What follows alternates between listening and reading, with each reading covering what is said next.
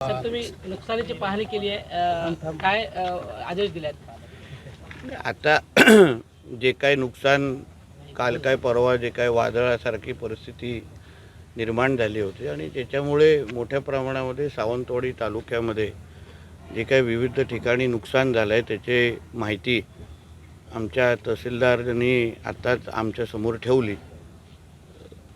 पंचनाम्यांच्या अनुसार जवळपास 25 लाखाचं नुकसान असं ते दाखवत आहेत.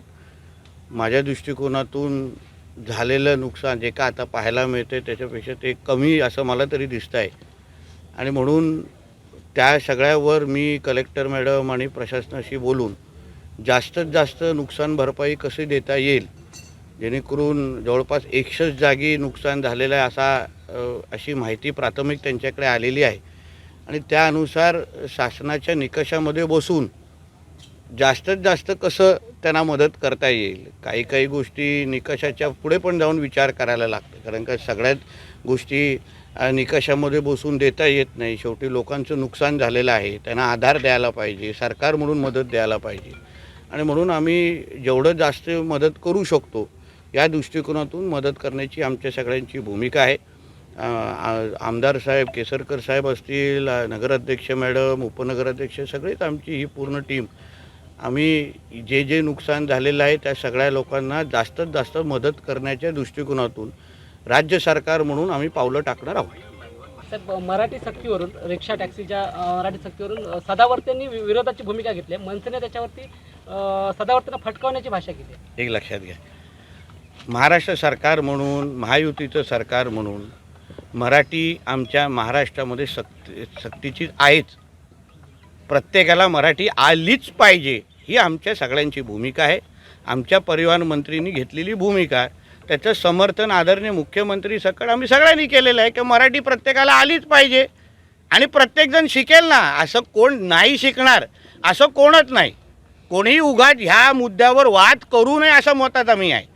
प्रत्येकाला मराठी शिकेल. ज्याला इथे व्यवसाय करायचा आहे, ज्याला इथे धंदा करायचा तो नक्कीच मराठी शिकणार. आमचे उत्तर भारतीय भाऊ पण शिकतील आणि आमचे सगळे शिकतील. पण त्या निमित्ताने हिंदूंमध्ये फूट पाडण्याचा प्रयत्न कोणी करू नये आणि हिंदूंना हल्ला किंवा हिंदूंना आम्ही मारू अशी सुख्या धमक्या आमच्या हिंदुत्व विचाराच्या सरकार असताना तरी करू नये आमचं म्हणणं आहे.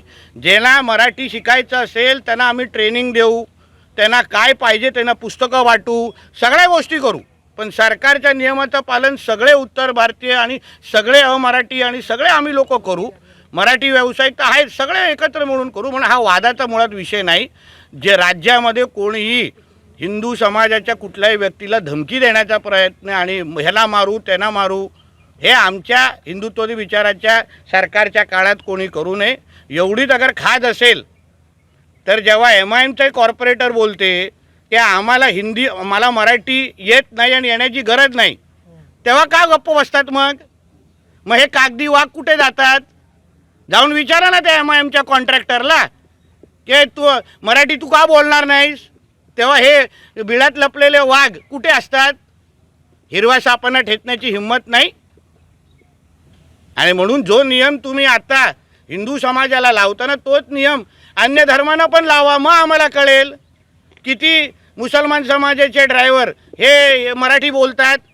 विचारा कधी त्यांना कधी मराठी बोलायला लावणार? सगळी आग अगर हिंदूंवर कोण काढत असेल ना आणि हिंदू समाजाला फूट पाडण्याचा प्रयत्न होत असेल तर आम्ही राज्यामध्ये बसलो. एक लक्षात ठेवा, आम्ही असताना कुठल्याही हिंदूकडे कोण वाकड्या नजरेने बघायला आम्ही देणार नाही. ही आमची भूमिका आहे. ज्याला मराठी येत नसेल त्यांनी मराठी शिकावं. आम्ही पण सरकार म्हणून त्यांना मदत करू. पण हा वाद कोणी करू नये आणि हिंदूंमध्ये कोणी फूट पाडू नये आणि हिंदूंकडे वाकड्या नजरेने बघायची कोणीच हिंमत करू नये. सर शिंदेच्या शिवसेनेमध्ये याच विषयावरून 2 गट पडलेले पाहायला मिळतात. शिंदे साहेब समजवतील ना निरुपमना. शिंदे साहेब सक्षम आहेत. अगर निरुपम आपल्या सरकारच्या विरोधात अगर काही भूमिका घेत असतील तर शिंदे साहेब समजवतील त्यांना की बाबा असा जाऊ नकोस. संपला विषय. भाजप निर्लज्ज झाली आहे. भारत निर्लज्जेची व्याख्या काय आहे हे त्याला चांगल्या पद्धतीने माहीत असल्यावर त्याला सगळेच निर्लज्ज वाटत आहेत. निर्लज्ज ह्या मातोश्रीचा 3ऱ्या माळ्यावर बसला आहे. म्हणून निर्लज्ज काय असतो त्यांनी आपल्या मालकाकडे पाहून सांगावं. सुरू होती अशी चर्चा सुरू आहे आणि त्याच्यावरनं टोलचं नोटिफिकेशन आता आलेलं आहे. मी तुमच्या सगळ्यांच्या माध्यमातून माझ्या संपर्कात व्यापारी समाजाचे जे प्रमुख आमचे संजय सावंतजी, जिल्हा व्यापारी समाजाचे प्रमुख संजय सावंतजी माझ्या संपर्कात आहे. मी आमदार होतो तेव्हा जिल्हावासियांवर टोल लागायला दिलं नाही, म्हणून टोल अगर चालू पण झाला तर MH07च्या कुठल्याही गाड्याला टोल लागणार नाही. मी जिल्ह्याचा पालकमंत्री आहे, चिंता करू नये.